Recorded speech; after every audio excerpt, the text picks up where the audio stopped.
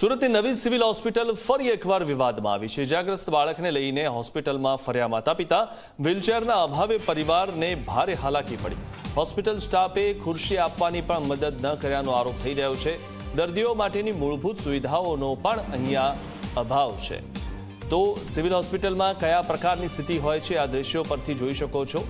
અને વ્હીલચેર પણ ન આપવામાં આવી અને બેસવા માટે ખુરશી પણ ન આપવામાં આવી। સ્ટાફે ખુરશી આપવાની પણ મદદ ન કર્યાનો આરોપ થઈ રહ્યો છે।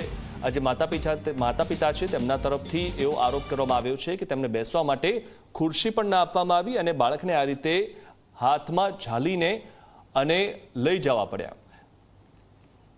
તો આ બાબતે જે રીતે સવાલ થઈ રહ્યા છે, ઝી 24 કલાક સવાલ પૂછી રહ્યું છે, સિવિલ હોસ્પિટલમાં પ્રાથમિક સુવિધાનો આટલો અભાવ કેમ? આવું જ હોય તો પછી સિવિલ હોસ્પિટલમાં કોણ દર્દીઓને લઈ આવે? હોસ્પિટલ પાસે એક પણ વ્હીલચેર પણ નથી।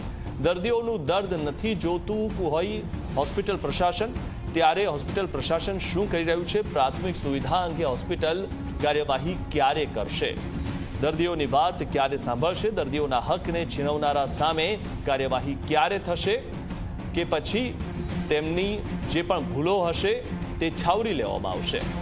તો જે રીતે આ દ્રશ્ય જોઈ રહ્યા છો, આ જે નાનું બાળક છે તેના માટે વ્હીલચેર પણ ન મળી અને તેને ઉપાડીને અને તેના પિતા લઈ જઈ રહ્યા છે।